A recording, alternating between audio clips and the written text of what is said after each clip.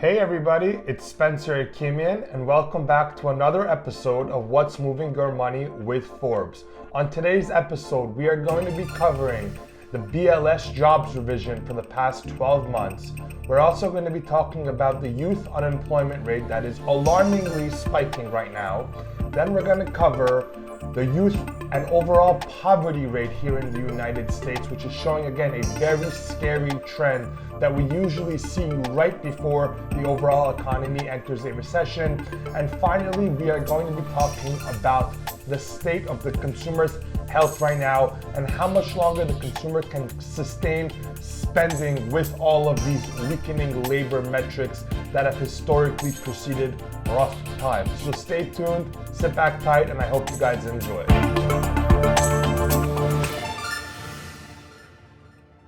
So this morning we got the BLS job revision in, and it showed that over the past 12 months, the United States had actually lost 900,000 more jobs than was previously expected.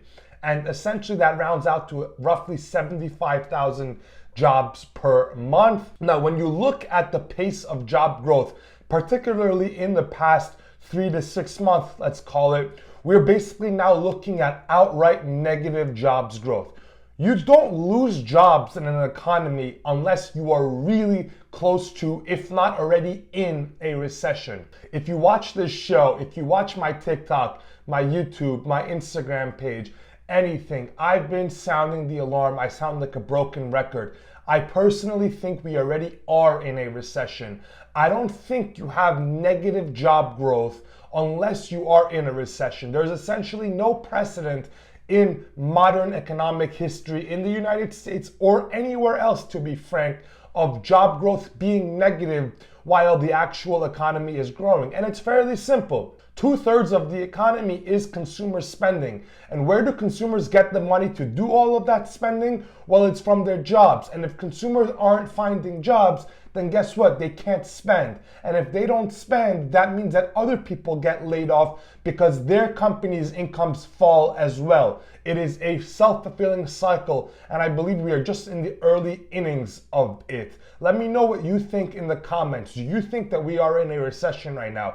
Obviously, on one side, we have the stock market that is booming, but on the other side, we have all of these labor metrics and economic data points that are traditionally recession indicators, and they're all flashing bright red right now. So let me know in the comments what your thoughts are. Next topic that I want to cover here is the youth unemployment rate. For some reason, financial media, mainstream media, TikTok, Instagram, Twitter, YouTube, whatever, are not covering this. Why? This is one of the most accurate recession indicators, and it is flashing ruby red right now in all of our faces that the economy is slowing down. The youth unemployment rate was around 6% at the bottom in 2023, and now we're at roughly 11%. So that's a 500 basis point jump in just 2 years. Now, why is this so important to focus on? Well, it's very simple.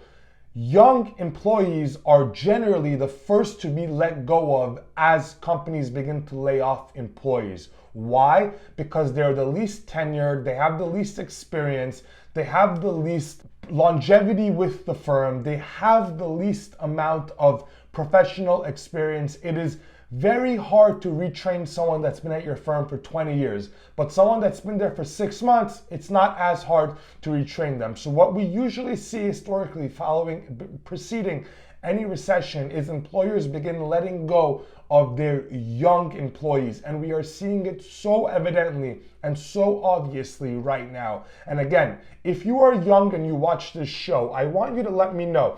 Are you seeing this in your personal life? Are people being let go? Are your friends having a tough time finding jobs? Can you find a job right now?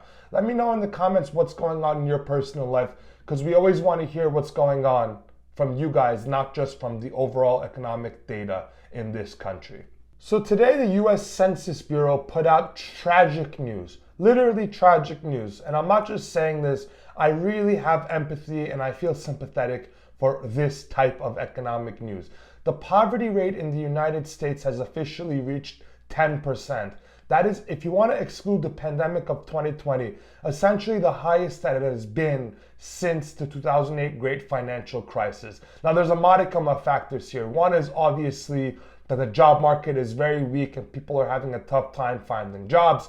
But beyond that, this is also the cumulative effect of all of that inflation from 2022 onward. All of that inflation has pushed people on fixed incomes, has pushed people that are on wages that are not keeping up with inflation below the poverty line. And this is tragic. It is absolutely tragic. People that are below the poverty line literally cannot consume enough food in some instances to sustain both themselves and or their family, particularly their young children. That is tragic. At the end of the day, the economy, it's nice to talk about. It's nice to talk about asset prices. Obviously on Forbes, this is a finance first show, but I hope we never forget what we are talking about here is real people and real lives. And it is very tragic that in the middle of all of these economic numbers and statistics, there are real people that are materially suffering here, and we should always have them in mind because it's very sad what's going on, and unfortunately, I don't suspect it's going to get any better anytime soon. These problems historically have to get worse, a lot worse to be honest, before they begin to get better.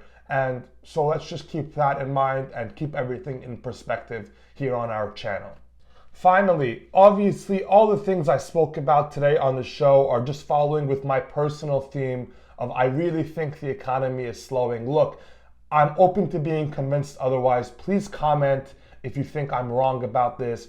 I understand we have the AI boom. I understand we have massive growth in government spending, although how productive is that really for the economy in the long term? I understand all of that. But all of these signals suggest to me that the economy is slowing.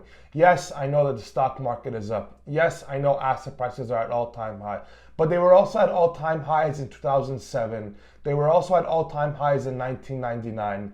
They were at all-time highs in August of 1987. Right? These things happen all the time. And to me, it's not such an accurate indicator that stock prices are at all-time high, especially in the short term. Look, how long can the consumer continue to spend against this backdrop? We already know that the consumer has rapidly pulled back on their spending, and that makes sense. Look at all the data we've been seeing. Inflation is killing people. The job market is very weak. The housing market is dead. Mortgage costs are very high. Of course, the consumer is going to be pulling back on all of their spending. But at what point do the consumer not just pull back on spending, but just pause or halt their spending altogether? There was a Bloomberg piece over the weekend that showed that Hispanic Americans are now essentially outright halting their spending. Some of it is fear of deportation, some of it is fear of a weakening job market, some of it is fear that they don't have enough savings for a rainy day. Whatever it is, that is the fastest growing demographic in our country, and they've essentially hit the brakes on spending as a group.